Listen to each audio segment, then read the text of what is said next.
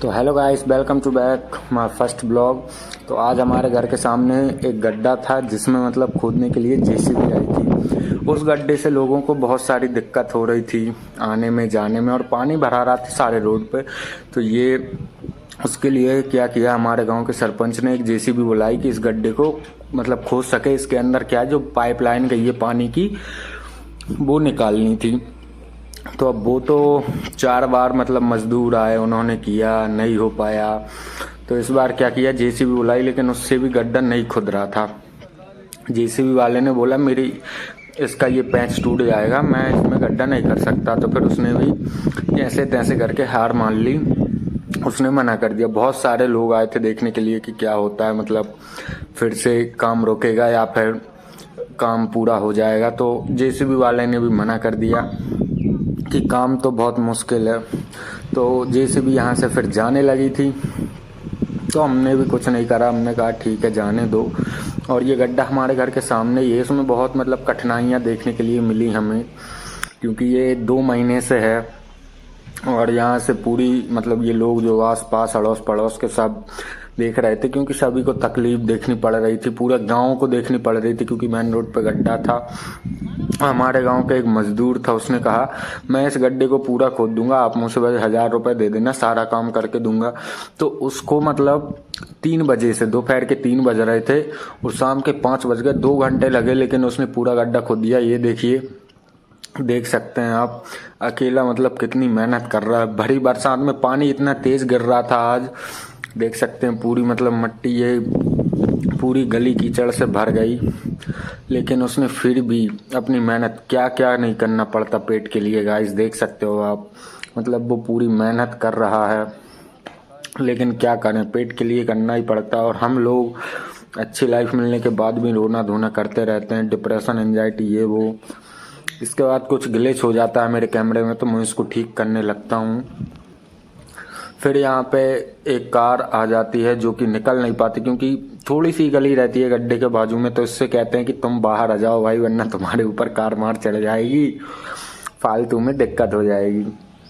तो इसको निकालने के बाद उनको बताते हैं कि पहले उस साइड को कार लो और फिर यहाँ को मोड़ दो, ऐसे में कार निकल जाएगी। तो ऑलमोस्ट कार निकल ही गई। उसके बाद ये फिर से अपने काम में लग जाता है भाई अपना, सुल्तान मिर्जा कह सकते हैं आप इसे, क्योंकि अकेले ने जिस काम को भाई मशीन नहीं कर सकी उसको उसने कर दिया। और अब रात के बज रहे हैं 7:30 और अभी तक गड्ढे का काम चल ही रहा है।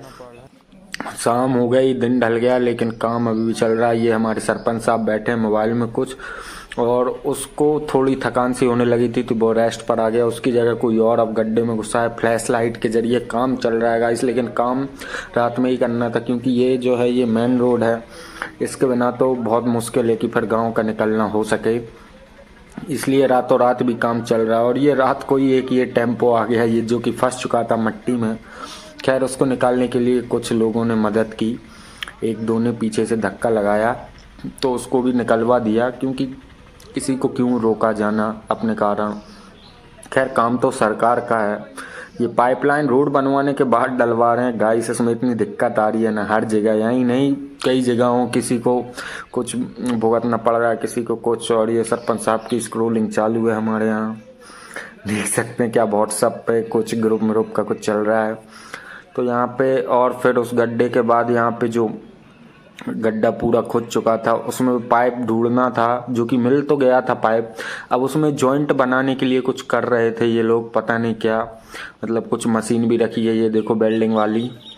इसमें फिर वो कुछ देख रहे हैं, पता नहीं क्या, उसमें पैर सैर मार रहे हैं, शायद पाइप ही ढूंढ रहे हैं कि मिल गया कि नहीं।